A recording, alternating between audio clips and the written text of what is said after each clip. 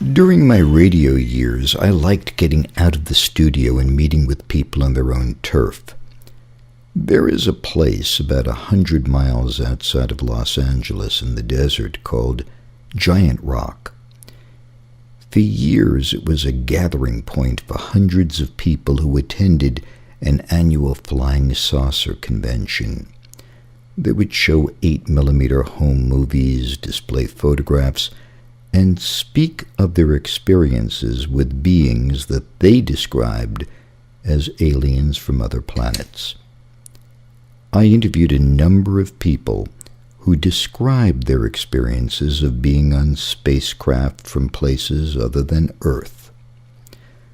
Although I have personally never seen a UFO, I intuitively believe we are not alone in the universe. But that's just me. My role as an interviewer was to provide a vehicle for their reportage. For the record, I believed that they believed. I've been dealing mainly, on this plane and never gotten into an interplanetary trip. So tell me how that started for you. Well, like the first thing was, it starts moving around and I got a name. Okay, I pronounced it right, and I said, "Who are you?" He explained to me he was my teacher, or he's not my teacher, he's my guide. And we have many teachers and sometimes many guides. One guide who is with us most of the time, like our guardian angel. Like when we get a thought, a flash of something, wow, this is the right way to do it. That's usually the way they're trying to impress upon us into our subconscious of, that's the right trip. That's the spiritual way, or whatever way you want to look at it. It's right. And if we follow that instinct, it comes out, to our benefit and sometimes to others too. But to me, I didn't really understand it at first. Okay, here's my guide who's with me all the time. I can't talk to him. I can't see him. Well, I started meditating really heavily, and I found that I could see a flash of him, like of a man. And sometimes it would be in the daytime, the sky would just open up a hole in it, and there would be a vision of this man with a long robe. And over and over again, through, different channels I've talked with and different people working the Ouija board for me, I've found the same thing. He's always there. He's with me. And he tells me, I'm supposed to see him this weekend. And I had an experience out here 2 years ago. I drove out to a mountain about 8 miles that way, and we parked. And I was with an older man, a friend of my mother's, who was really afraid. And 5 lights appeared on the mountain, and then they disappeared. And they came back really bright, and they started glowing, getting bigger and smaller. And he freaked out, because he thought something was going to happen, and he made me get in the car and bring him back. Later on, it was my 3rd time with my mother channeling and my teacher coming through. And it had been 2 months since I was here, and he said that was to have been my meeting with the space people. And that the next time, I should be prepared with people that aren't going to be afraid, people that really are ready for it. Because it's a heavy thing, if a ship landed right here in front of you now, what would you do?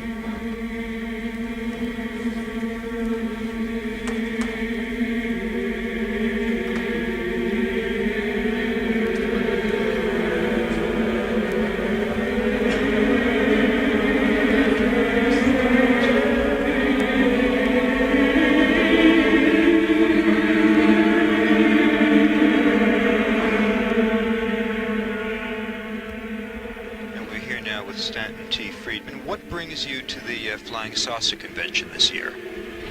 Well, I'm a nuclear physicist with a very strong interest in flying saucers, and I found some of my friends came out here last year and invited me out, and I found that surprisingly there were a lot of respectable people who came out here, and I, having been interested in flying saucers for 11 years and been lecturing all over the country for the last 4, I think I have something to say, and feel that I have a responsibility to stand up and be counted, rather than to hide my viewpoints in somebody's living room as opposed to speaking up in public. And I think that I can't object to the fact that there's a lot of kookery, if you will, out here and everywhere else about flying saucers. But I think that I am trying to get other professional people to also speak up, and I can't do that by hiding my light under a bushel.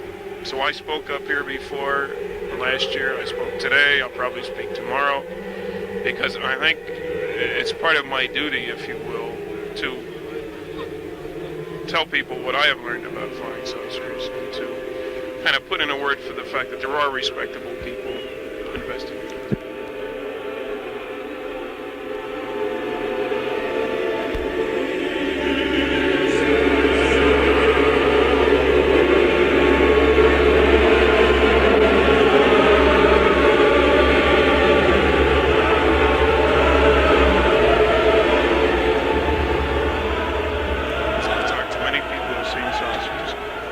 Some people whose stories about having observed creatures I accept, not little green men, incidentally.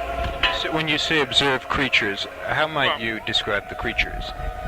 It's how they describe them that's important, but typically we're talking about humanoids, that is, creatures with 2 arms, 2 legs, a head, a body, no bug-eyed monsters that the science fiction writers like to portray.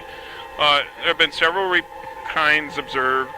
And obviously here the ridicule problem is much worse than it is with just plain saucers. You know, that's bad enough. But typically they're smaller than us. There's some our size, some larger. Most of the landings that I find acceptable in terms of the kind of investigation that's been done to check them out have included small creatures, say 3.5, 4 feet tall. Where have creatures actually been sighted? Well, it's a little hard to tell. The reports that have been checked out in detail, the best study of landings that I know of is a series of landings that occurred in France in 1954. A scientist, Dr. Jacques Vallée, reported 200 landings in that 1 year alone, 160 of them in France, typically out in the boondocks. He correlated number of landings with population density and found that the lower the population density, the more likely there was a landing. It's out in the boondocks. Early in the morning, late at night, a Frenchman riding his bicycle down some lonely country road comes over a hill, and whoops, there's something on the ground with a little guy. They look at each other, and the guy gets back in the saucer, and off it goes, and he gets back on his bike, and off he goes. And, it's not sensational at all, except to think that he probably came from someplace else. Okay, thank you very much for talking with us. Thanks for listening.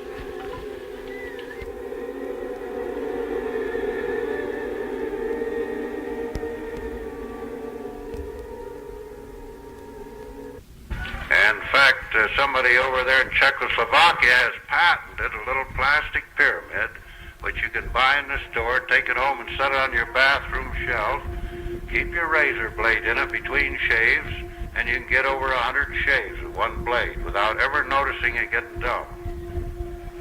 Now, this same energy which I propose to be used around the city of Los Angeles in 7 places in a circle and vacant lots well away from the city will eliminate Los Angeles smog. If you get an air map of Egypt, you'll find where the Great Pyramid is, there's a warning to fly away from it, don't fly over it. The same as there is on American air maps around radar screens, because it'll upset your instruments. There is a vortex there. There is an energy generated by that Great Pyramid, which back in the old days, when it was originally built, in another civilization before this one, the King's Chamber was thought to be engineered wrong because it's off-center. It isn't in the middle of the business. It was deliberately put off-center in order to get the sarcophagus in the King's Chamber in the exact location in the pyramid relative to the vortex it creates, which is an energy, a life energy. They took all our VIPs in those days, the Feoras and the big shots, and those that counted, and when they croaked, they stuffed them in the sarcophagus. And in 3 days they came to life, or if they didn't come to life, they left them in there for a magnetic month, which is 28 days, and they became mummies.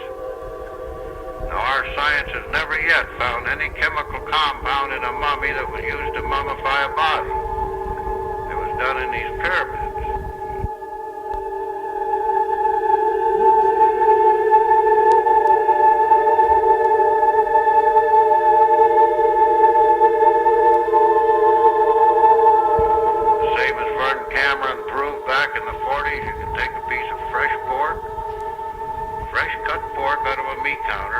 meat and fat in a cube and set it in one of these little pyramids, and it'll dehydrate down to where it's mummified. In fact, he carried them around these coat pockets, showed them to people for years.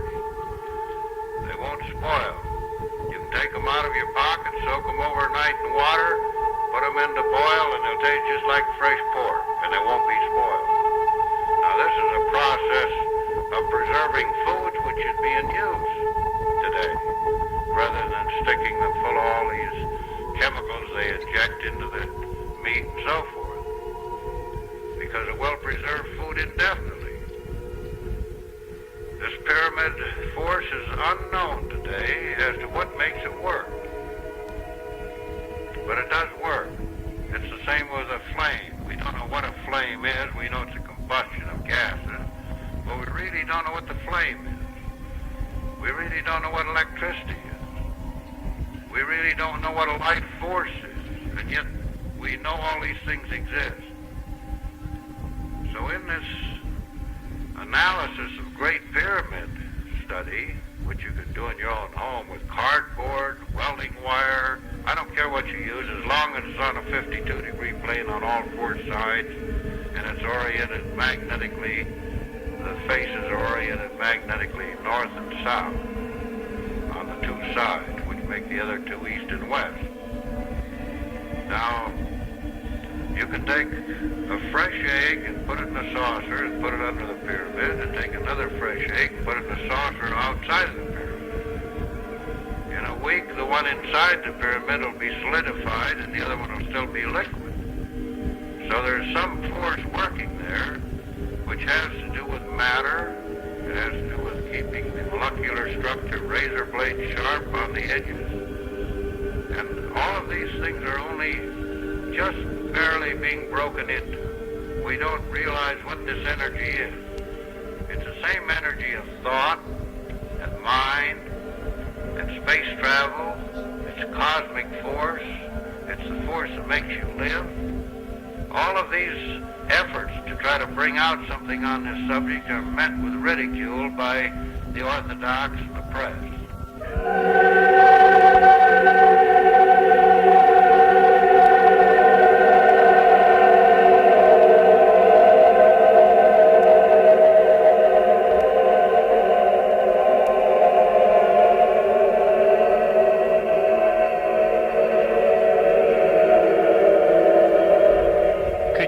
Could you perhaps just tell us what the Solar Space Foundation is?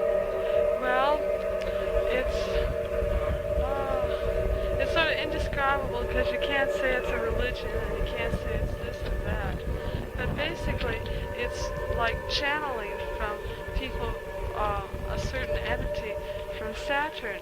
And he tells us that unless we start learning to vibrate more love and peace, and less hate and evil and hypocrisy, and I don't need to elaborate the evil things on this planet.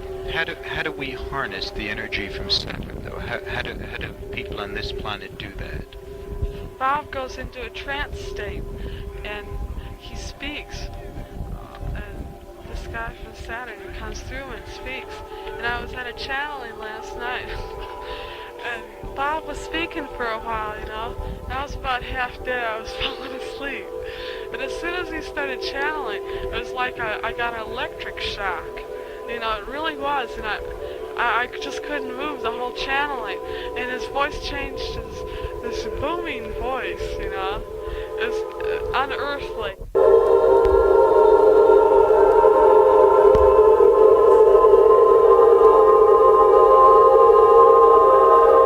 What makes Giant Rock such a special place for these conventions? Well, Mr. Van Tassel, who's the operator of the airport here, has been a UFO and flying saucer research man for years. He also has done much research in the line of metaphysics and Bible study and channeling and so forth. What do you mean by channeling? We were just speaking with the young lady over there who was discussing that briefly. I didn't really understand it. Well, channeling is the system of contacting people that are of different intelligence than we are, and they can either be visible or invisible as they wish. Some people channel people that have passed on, others go in higher planes. Mr. Van Tassel contacts space people in the spaceships that fly around here in the sky.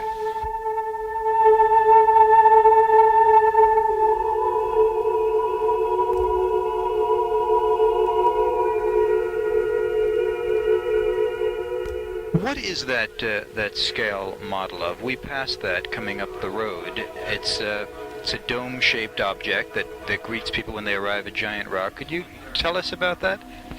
Yes, that's called the Integratron, and Mr. Van Tassel is constructing it to conduct research in the line of electromagnetics. Could you elaborate? What does electromagnetics include and entail?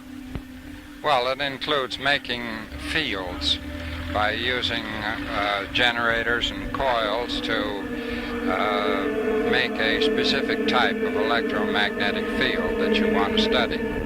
What will it ultimately be used for? As far as I know, this dome will be used for experimentation, and he plans to allow people to go through and recharge the cells of their body. Thus remaining alive longer? No, as far as I know, you won't stay alive any longer by going through, but it will allow you to live with better efficiency and vitality.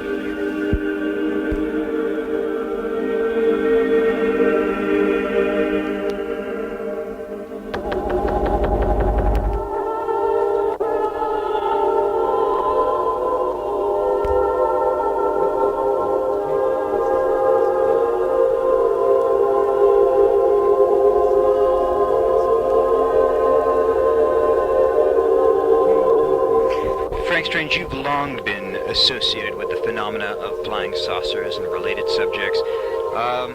What brings you here today? The opportunity of sharing the knowledge that we've acquired over the years on UFOs and meeting old friends and resting up for 2 days. In your lifetime, about how many flying saucers have you observed? In my lifetime, I've observed 3 unidentified flying objects. How close were you able to get to these saucers? I would say at treetop level on the 4th of July of 1960 in a place called Escondido, California, down not too far from San Diego. Tell us about that one particular experience as clearly as you can recall it. I was being introduced to the audience speaking at the Space and Science Convention by Michael Barton. All of a sudden, someone on the outside of the building shouted, "There goes one now." But needless to say, many people found their exits, and those who didn't made their own exits because it was kind of a tabernacle affair. And the large object was about 40 to 50 feet in diameter. And it was round, and as it revolved, it shone like the various facets of a diamond. And some people passed out cold on the grass, others gaped in amazement. And of the hundreds of people that were there, not one of them had the presence of mind enough to take a photograph. And it tilted slightly, raised up about 5,000 feet, almost out of sight, and then shot off down towards San Diego.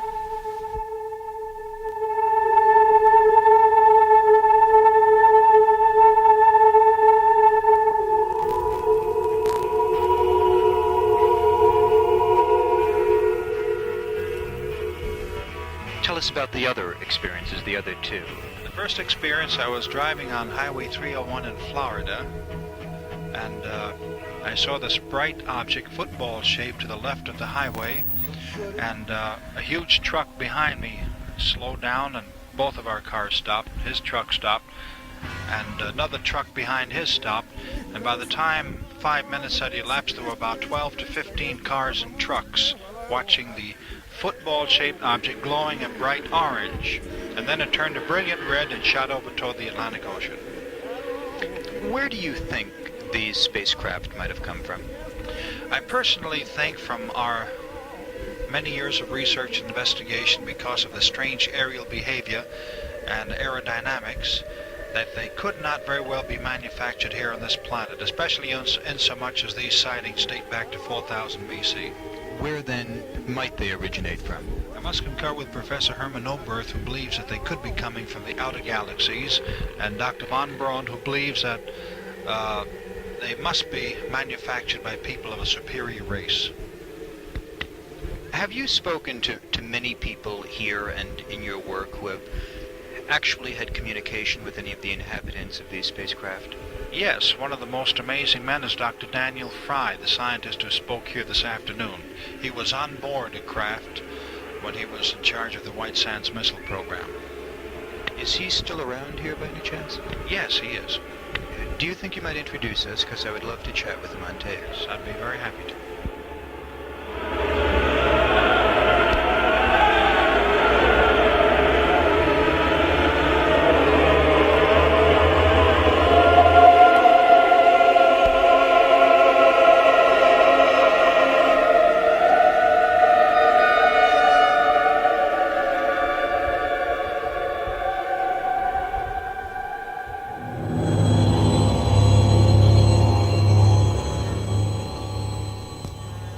We're here now with Mr. Daniel Fry, who is one of the people who spoke this afternoon at the Flying Saucer Convention here in Giant Rock. You have perhaps one of the most unusual stories of all of the people who spoke.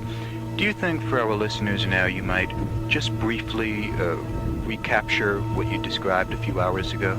I was stationed at White Sands Proving Grounds to set up instrumentation to test some large rocket motors, and on the evening of the 4th of July, while hiking down toward the static test stand, I observed an object descend to the ground, settle on the ground, about 16 feet in diameter, about 30 feet in diameter, I should say, about 16 feet in height, apparently metallic in nature, silvery in color, and oblate spheroid in shape. What I saw touch ground at that point was a sampling device being used to take samples of Earth's atmosphere at ground level from various isolated points on the surface of the planet. It contained no little green men or no men of any variety. It was no living being so far as I know, and I don't doubt the statement that there were none aboard. It was strictly being used to take samples of atmosphere, but it was a device which apparently was not created on this planet either. I was just speaking with Frank Strange, and he mentioned that either you or somebody else, perhaps I got it confused, actually went on board one of these spacecraft at one time. Yes, actually. However, again, I have to repeat, this was not a spacecraft per se. It was a sampling device. It was being controlled from purportedly a much larger device, which at that time was some 900 miles above the surface of the Earth and in the shadow of the planet. However, I did see a portion of the interior of this device, only a small segment of the interior of it. Could you describe the interior to us? The section that I saw was approximately 7 by 9 feet. Simply a small compartment, floor about 14 inches above ground level, and the ceiling between 6 and 7 feet above the floor. It had contained 4 devices, which you might call chairs, seating devices. They were not like any chairs I had ever seen. They were continuously curved, that is, no flat surfaces, but they did support a body quite comfortably. The actual material that these objects were made of, could they be correlated to plastic or to metal or anything that might relate to a substance we'd be familiar with? Well, the seats could be compared to polyvinyl chloride to plastic substances. They could be compared to that. Of course, I had no opportunity to take any samples, so I couldn't analyze them and find out what they were. Were there any living things on board this device that you were on? No, so far as I know, there were not. There were no living things aboard, outside of perhaps the bacteria in the air that was being taken as a sample. Now, however, there was a communication system on board through which there was communication in the English language and to some extent the American idiom. The communication was slightly garbled, that is, the construction was not as perfect as we would use it. It was always understandable in nature. But through this device there was some information or explanations given of the nature of the device and its purpose. What was that information? What was the nature of the device and its purpose? It was to take samples of Earth's atmosphere at ground level from various isolated points on the surface. When you heard the communication over this device and you heard voices in English, who do you think was speaking to who? I mean, where was the transmission coming from and who was receiving it? Well, I was receiving it. The transmission was originating purportedly at a much larger control ship, some 900 miles above the surface of the planet and in the shadow of the planet. Why did you enter this on your own, or did somebody lure you into this device? What placed you inside of that?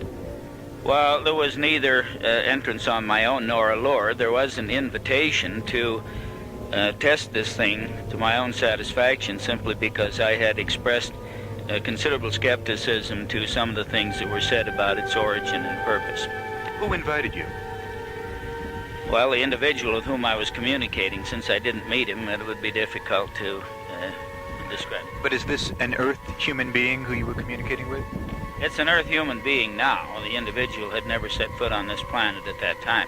At the time that you communicated with the being that invited you on this device, where was that being speaking to you from? Well, from his ship, which is his home and has been the home of his ancestors for some dozens of generations. This is his home. In other words, they live on board this ship? Yes, that's true. It's not simply a means for travel from one point to another. It is the home of the beings that dwell aboard it. Is this ship in constant orbit around the Earth? No, I don't think it was ever in orbit. It remains in the shadowed portion when it's close enough to be observed from the surface. It remains in the shadow and out of the direct sunlight so that it won't be observed from Earth.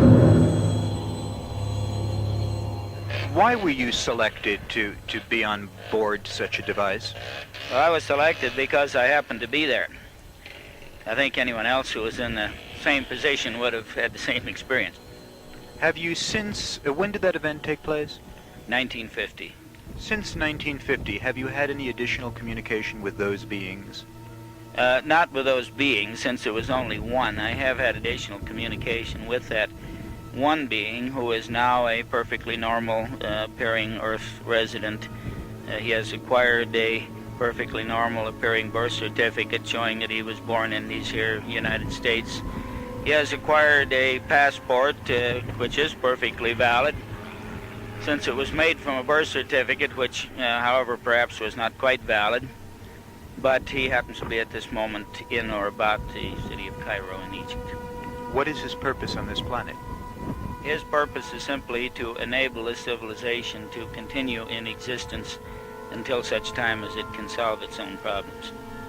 Does he, as an individual, have the power to do that? Well, he doesn't have any absolute power of any kind. He does have the power to reach the minds of those who are in control of our destinies, at least to the extent where they become aware of the results of the actions that they are about to commit. This living being now in Cairo then did originate from a source other than Earth, correct, Mr. Fry? Yes, he had never set foot on this planet at the time I first spoke with him. Will other people or beings like him be joining us on this planet, do you think?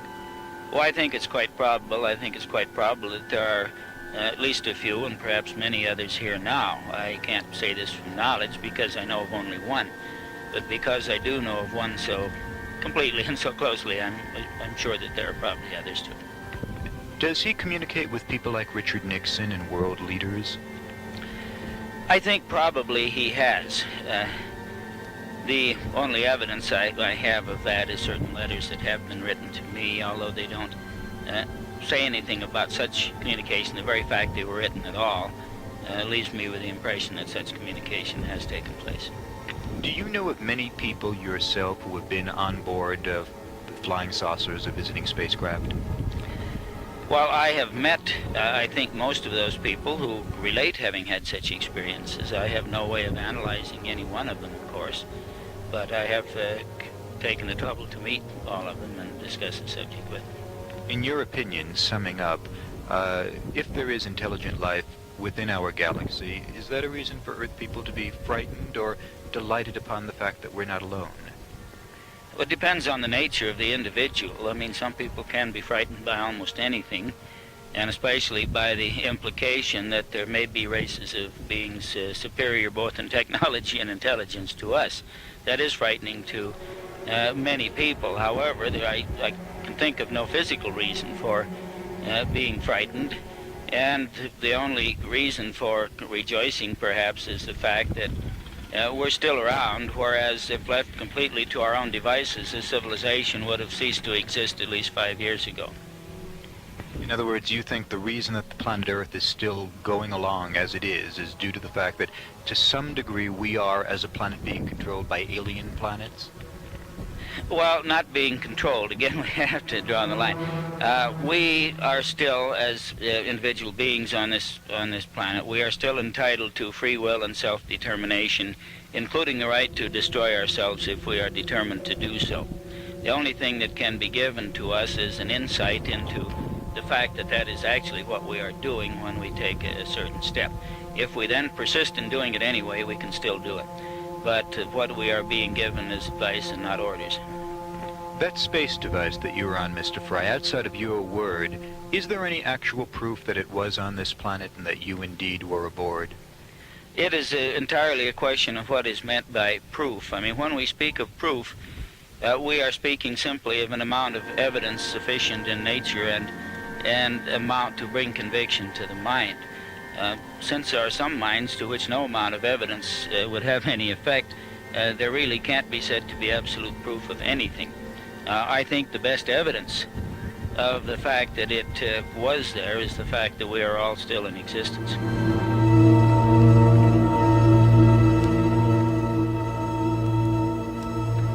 Bob, what's your last name? Short. Bob Short.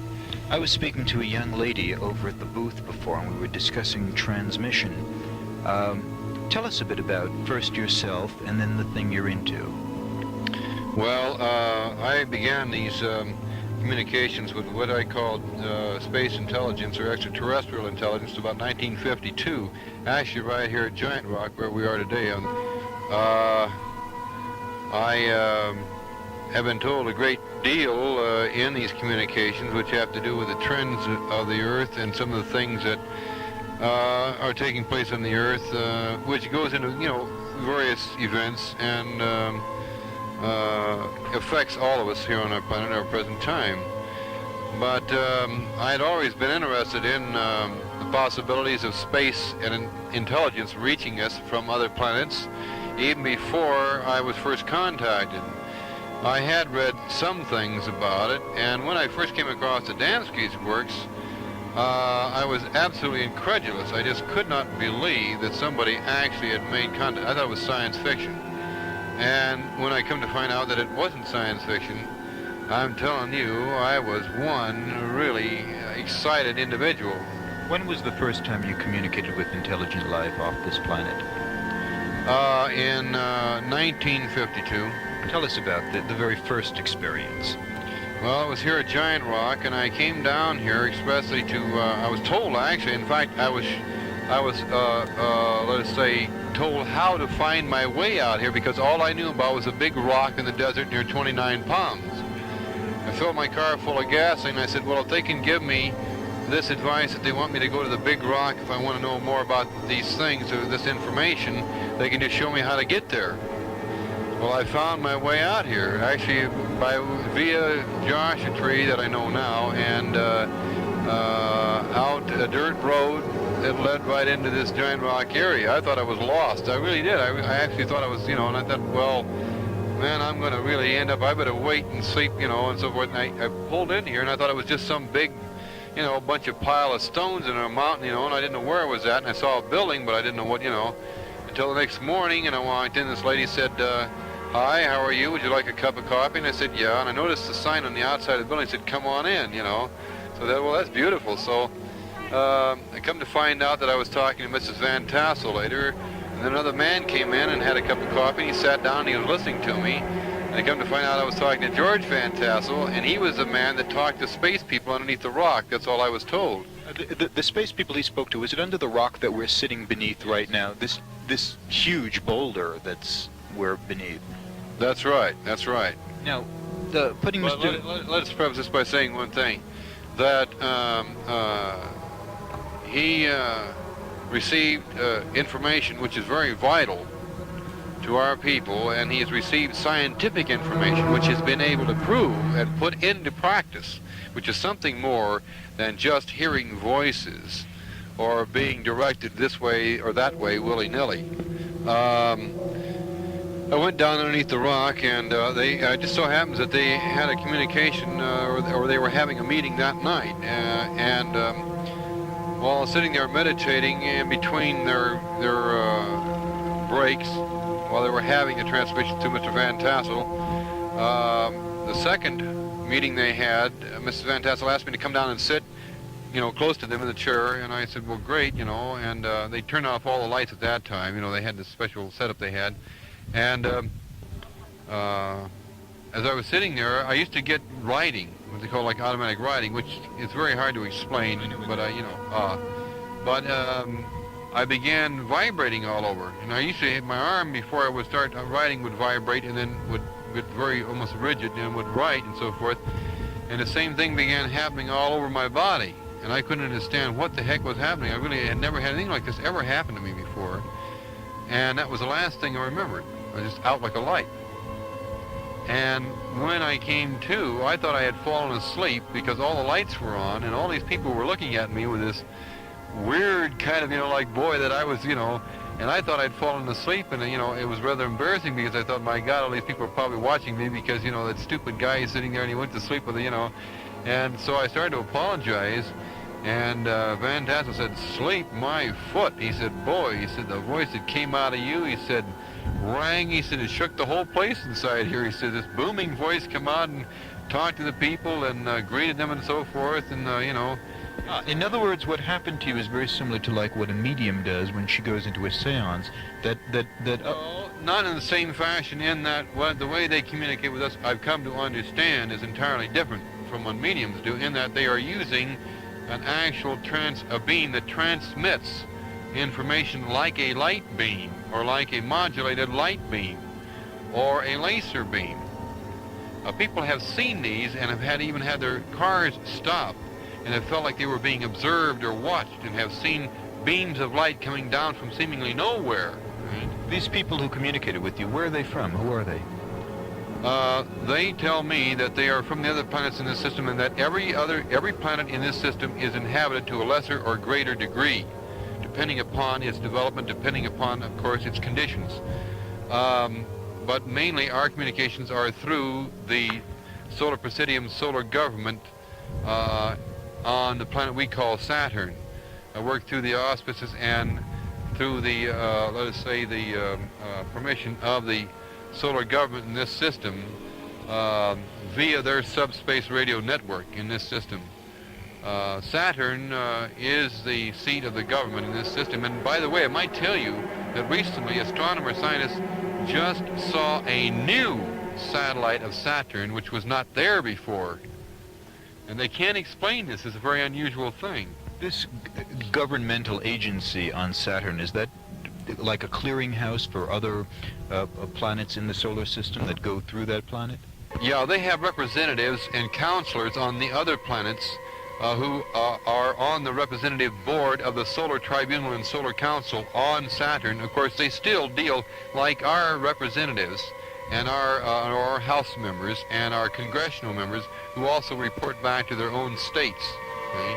Any social friends, for instance, on these other planets? I mean, people you would just relate to, not necessarily concerning major political crises, but to just sit back one evening to have a chat on their social life, their cultural life, anything of that kind? Yeah, they have given us this in the past on ancient civilizations that have existed on our planet, and people that they have visited, the Indian peoples, the let us say, such things as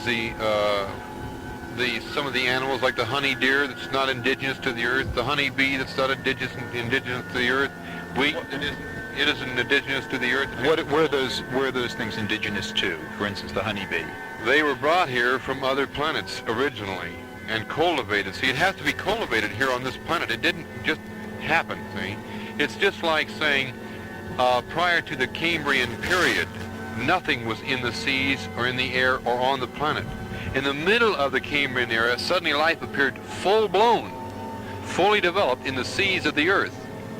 So what you're suggesting here is that we have the planet Earth, and at one time beings from other planets came here depositing certain forms of life which reproduced and evolved into what we have now. Is that correct? That's quite correct, yes. And they've done this over a period of thousands, if not millions of years on this planet. What is the general opinion of the Earth in this solar system? How do the other planets react to what we're doing on this planet? They all wish to continue liaison contact with the Earth and with certain individuals on the Earth. They're not so much interested in how important a person is to how many people he can reach or she can reach, or what effect their let's say their communication with the people here on our planet will have upon the people of our planet, just as we are hearing today. Some of the information that is given in such places as Giant Rock do start people thinking along a whole new track. Whereas if they hadn't had this information, they wouldn't have been forewarned to make certain decisions, you see. In other words, the decisions are finally up to us. They're not saying accept and believe everything they say, or anything that they do. All they're saying is think about that which you are hearing or given.